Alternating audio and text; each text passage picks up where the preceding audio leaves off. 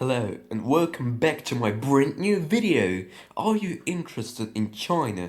Good, because in this series we will discuss many questions such as: is China socialist? Is China an imperialist country? Does China have a dictatorship of the proletariat? Is China really one of the most totalitarian regimes in the world? Does China kill Muslims? And many other questions. And to not be biased at all, we will use Xi Jinping's books, The Governance of China Volume 1 and 2, to analyze China today. So, if you are a leftist or just a curious person interested in China or politics, then watch and enjoy the video. Analyzing China with Xi Jinping's Literature, Episode 3. Does China have a dictatorship of the proletariat? Whether China has a dictatorship of the proletariat or not is one of the most heated topics in leftist politics. But does it really have a dictatorship of the proletariat? Or is it just a dictatorship of the bourgeoisie? To answer that question in the most unbiased way possible, let's use Xi Jinping's books The Governance of China Volume 1 and 2 to answer that question. Also, before we start, I want to say one thing. China currently is a dictatorship of the bourgeoisie. So I can just end my video on this, right? Well, it's much more complicated than that under Xi Jinping, as we will see in his literature. Also, I will someday make a video on the restoration of the dictatorship of the bourgeoisie in China, so stay curious till then, or you can just contact me on Discord. I will put my Discord tag in the video, so you can just ask me a question about how the dictatorship of the bourgeoisie was restored in China on Discord later. Okay, anyway, let's get started. Now, before we will read Xi Jinping a little, and we'll look at what he calls the state structure of China, let's clarify what the dictatorship of the proletariat is and the dictatorship of the bourgeoisie. The dictatorship of the proletariat is when the proletariat and the workers are in control of the state, so the government, police, and military. They do all decisions. No bourgeoisie can participate in the state or government. The dictatorship of the bourgeoisie is when the bourgeoisie are in control of the state. They do all decisions and carry out policies according to their interests.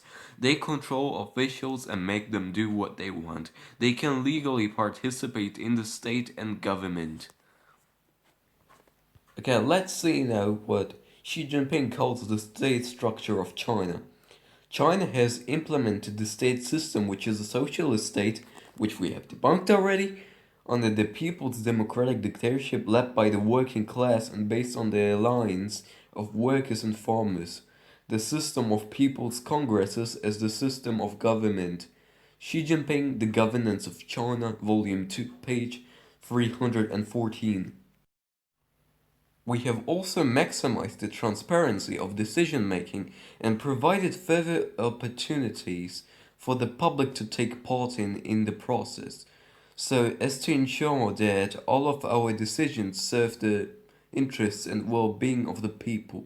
Xi Jinping, The Governance of China, Volume 2, page 314. For those who do not know what a People's Democratic Dictatorship is, a People's Democratic Dictatorship is basically Mao's idea. It's basically an extension of the dictatorship of the proletariat.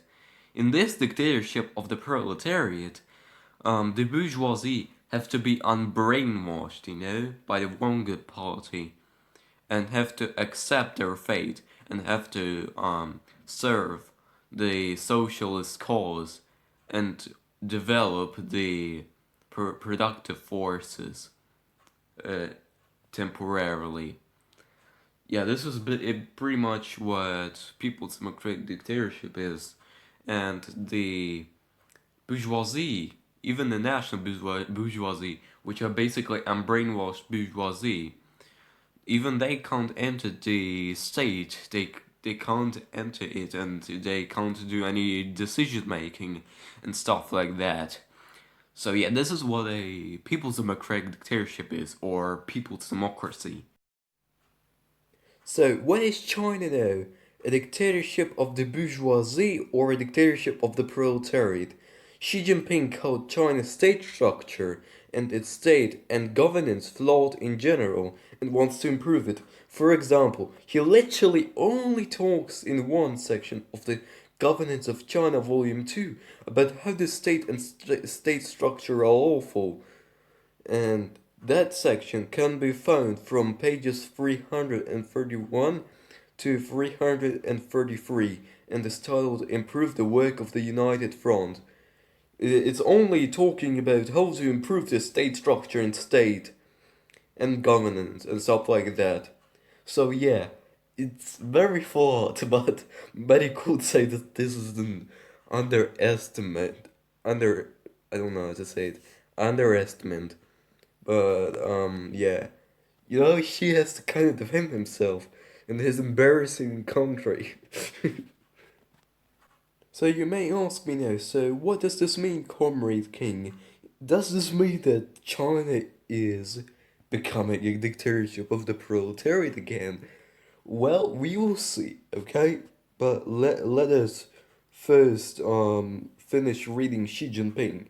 We have a lot to read. Xi Jinping also says, socialist democracy with Chinese characteristics is something new and good. This does not necessarily mean that China's political system is flawless, beyond improvement and incapable of development. Xi Jinping, The Governance of China, Volume 2, page 315. Yeah, and he also says, when it comes to socialist democracy, there remain further improvements to be made in its system, mechanisms, procedures, regulations, and specific operations. We shall therefore double our efforts to safeguard the people's right to democracy and give full play to their creativity. While promoting reform in all respects, we should actively and steadily advance political reform, take the people's position as masters of the country as a fundamental principle, enhance the vitality of the party in the country, and keep the people fully motivated. Xi Jinping, The Governance of China, Volume 2, page 316. Oh yeah, and he also often says that the people are the masters of the country.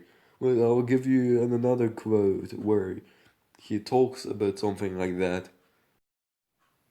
Facts prove that China's socialist democracy is bestowed with enormous vitality, and the country has made the right choice for its socialist path of making political progress with Chinese characteristics, which suits China's national conditions and reinforces the position of the people as the master of the country. Xi Jinping, The Governance of China, Volume 2, page 315. It's painfully obvious that Xi Jinping knows that China's state structure and state are awful and he wants to improve it.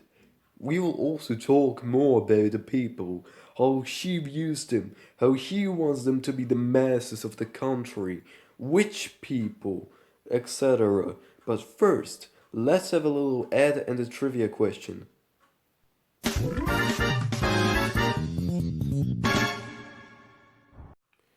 Trivia time. When was China a people's democratic dictatorship?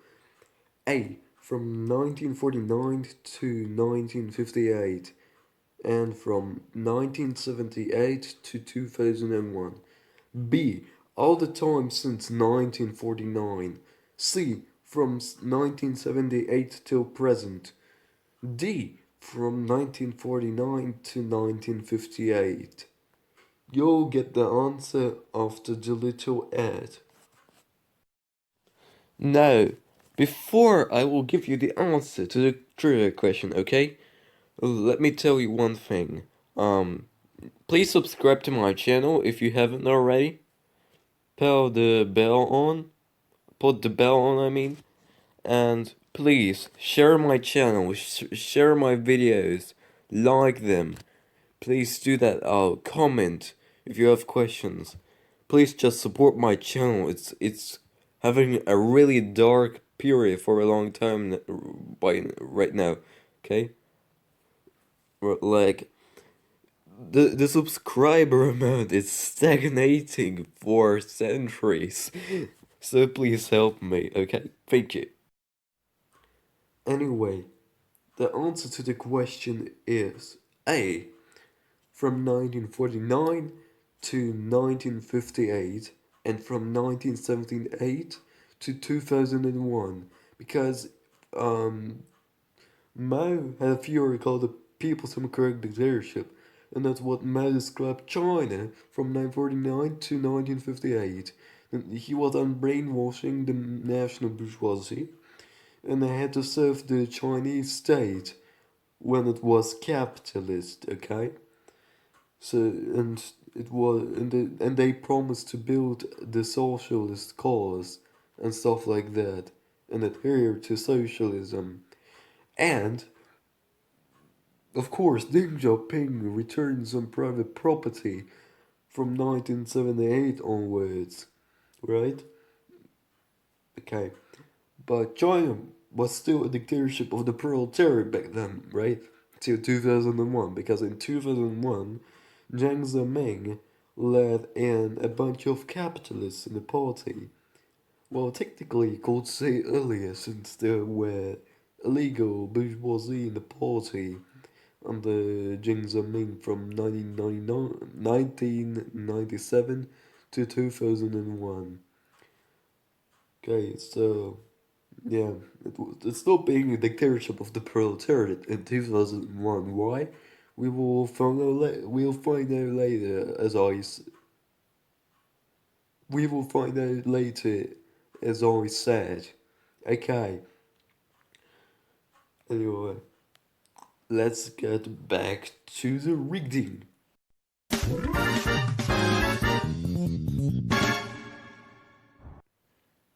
Anyway, we wanted to talk more about how she views the people. We will first start with how, or if he even wants the people to rule the country, and get a bit into China's political governing and state system for that matter. Let's see. We should have a full understanding of the nature of socialist consultative democracy. The very purpose of the CPC's leadership in developing people's democracy is to guarantee and support the position of the people as masters of the country. This is not simply a slogan or a few hollow words. I think it's pronounced hollow words. Anyways, we must ensure its place in the country's political and social activities, and guarantee the people's right to effectively manage state affairs, economic and cultural undertakings, and social affairs in accordance with the law. A name is not granted by heaven, it must be carried in life. There are many diverse ways to realize democracy, so we must not be confined with just one particular rigid one. Further, there is no such thing as one single set of standard criteria that are universally acceptable. Whether people enjoy democratic rights or not depends on whether they have the right to vote in elections. Yeah, and I accidentally typed the same thing twice. I apologize. Let's continue. As well as whether they have the right to constantly participate in everyday political activities. Apart from having the right to democratic elections, it also depends on whether they have the right to democratic decision making, democratic management, and democratic supervision. Socialist democracy requires not just a complete set of institutions and procedures, but also full participation. The position of the people as masters of the country must be manifested in the concrete and practical exercise of state power by this CPC and its governance of the country. In all aspects of the work of the party and the government organizations at all levels, and through the realization and development of the people's own interests. Xi Jinping, The Governance of China, Volume 2, page 319 and 318.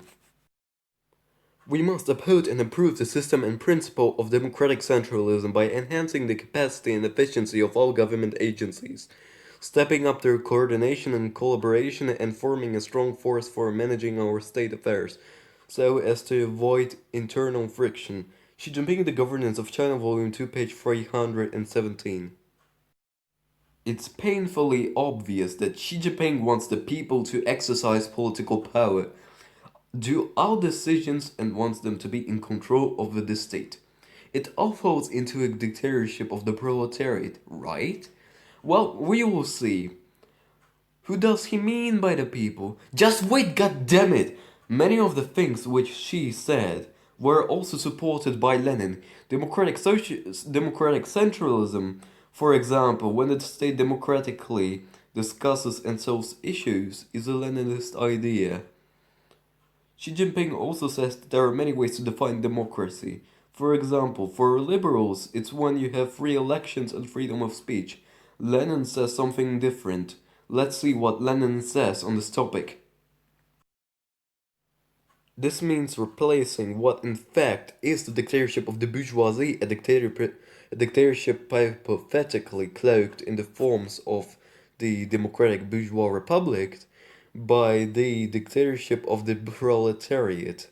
This means replacing democracy for the rich with democracy for the poor. This means replacing freedom of assembly and the press for the minority, for the exploiters, by freedom of assembly and the press for the majority of the population, for the working people. Vladimir Lenin, Democracy and Dictatorship. Well, anyway, Lenin basically defined democracy as when a class controls a state to oppress another class, and when it basically controls the state and exercises state power and political power. Alright?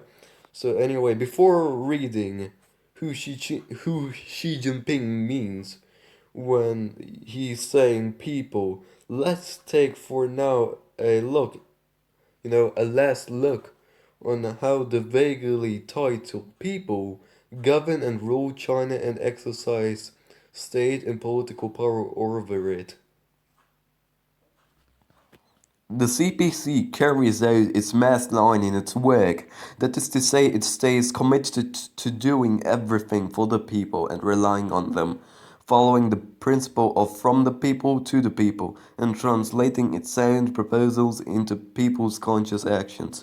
The Constitution of the People's Republic of China stipulates that all power of the state belongs to the people, and all state organs and public servants must rely on their support, keep in close contact with them, listen to their opinions and suggestions, accept their scrutiny, and work hard to serve them. Both the CPC and state organs must follow the mass line and rely heavily on the people in their exercise of state power. Xi Jinping, The Governance of China, Volume 2, page 322. What is the mass line, you may ask? It's a theory developed by the former chairman of China, Mao Zedong. Alright, but what is the definition of the mass line? You may ask. Let's see how Mao Zedong defined the mass line. To link oneself with the masses, one must act in accordance with the needs and wishes of the masses. Mao Zedong, The Little Red Book, Chapter 11. In all the practical work of our party, all correct leadership is necessarily from the masses to the masses. Mao Zedong, The Little Red Book, Chapter 11. As we can see, the slogan from the people to the people isn't just some common liberal slogan in this context. It doesn't represent liberal democracy or anything they like. It's an actual Maoist theory, and Xi Jinping supports and upholds it. Xi Jinping and Mao Zedong have the same definition on what the mass line is. And yeah, we will answer if Xi Jinping really supports the dictatorship of the proletariat or not later.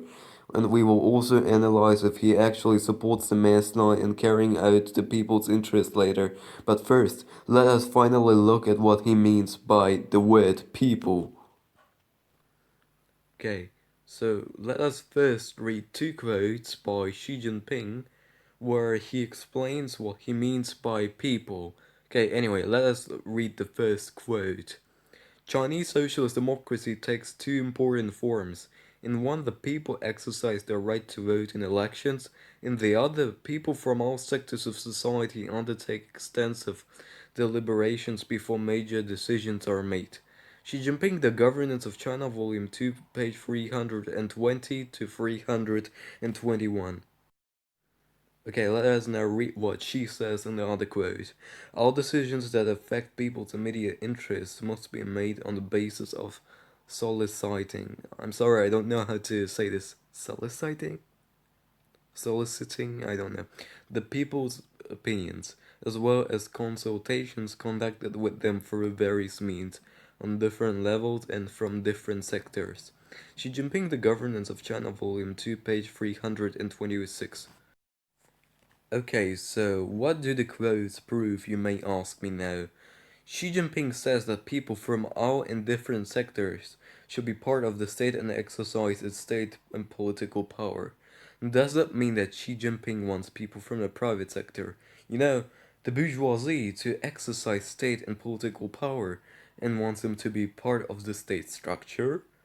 Let's read what he specifically means by the people from all and different sectors. In the final analysis, the job of the United Front is to win over more people.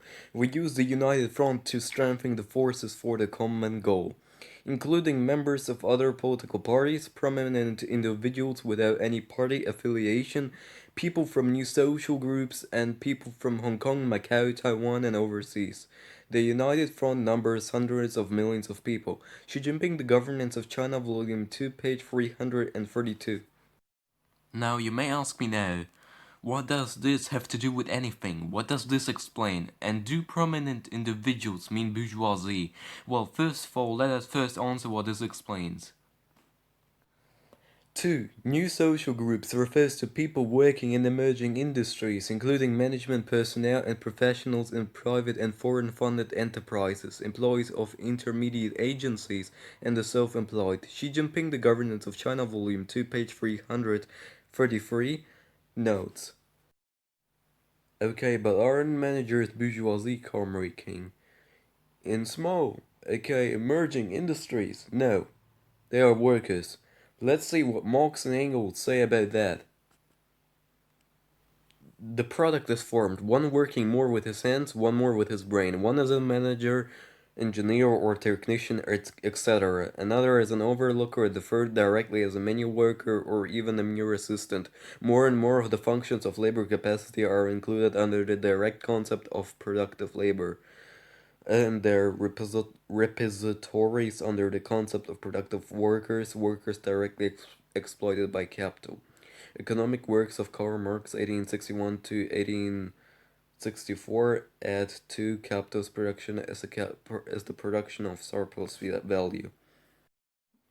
Basically, managers are workers of emerging, aka small industries at least. Keep in mind that this quote is from the 1860s and she is talking about small industry. As for prominent individuals, they aren't necessarily bourgeois. She wants self-employed and workers individuals to be in the party, not the bourgeoisie. In fact, he says the following. We need to take advantage of every mechanism, every channel and every method to conduct extensive consultations on the major issues of reform, development and stability, and especially on the issues that have a bearing on people's immediate interests. We need to respect the wishes of the majority of the people, and at the same time take into account the reasonable demands of those who are in the minority. We should extensively solicit opinions and pull wisdom from society, expand consensus, I don't know how to pronounce that, and bolster integrated strength. Xi Jinping, The Governance of China, Volume 2, page 325. Basically, Xi Jinping doesn't want the bourgeoisie to have any political power. However, he wants to create consolidation channels for them, so they can still argue for their interests and suggest stuff, but can't carry out any policies.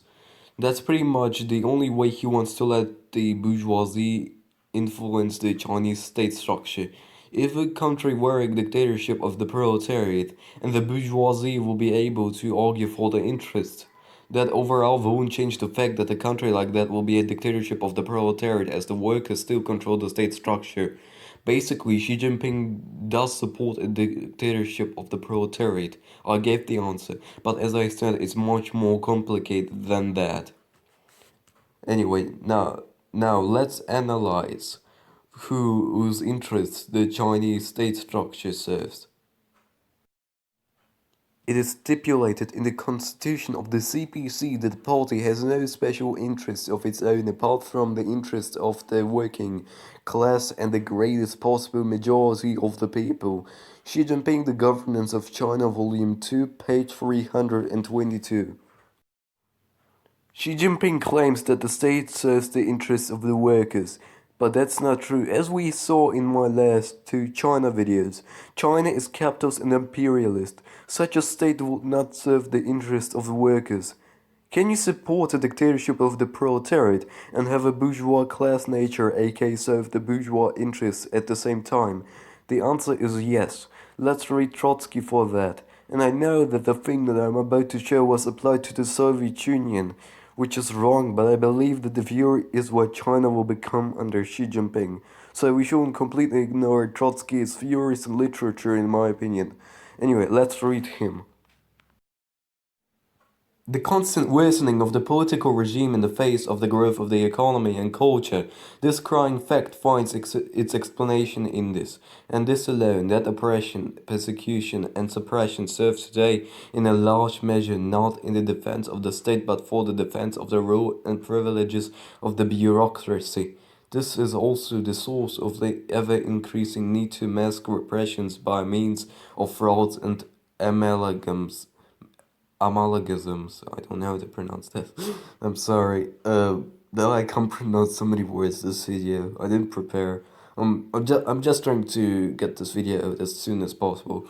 But can such a state be called a worker state? Thus speak the indigent voices of moralists, idealists, and revolutionary snobs. Others, a bit more cautious, express themselves as follows: perhaps this is a worker state in the last analysis, but there has not been left in it a vestige of the dictatorship of the proletariat. We have a degenerated worker state under the dictatorship of the bureaucracy. We have no reason to resume this argumentation as a whole. All that has to be said in the literature and in the official documents of our tendency. No one has attempted to refute, correct, or supplement the position of the Bolshevik Leninists on this important question. Leon Trotsky, The Worker State, Thermidor, and Bonapartism. With the crushing of the left opposition, the bureaucracy began to express the interests of a regenerating bourgeois regime. Leon Trotsky, The Worker State, Thermidor, and Bonapartism. Basically, China is a capitalist country, as we know, which soon will be a dictatorship of the proletariat that carries out the interests of the bourgeoisie. In conclusion, China, as I said in the beginning of the video, is a dictatorship of the bourgeoisie. However, Xi will make it a dictatorship of the proletariat again and admits the state structure's countless flaws. Yet he also wants to create consolidation channels for the bourgeoisie and the state to have a bourgeois class nature.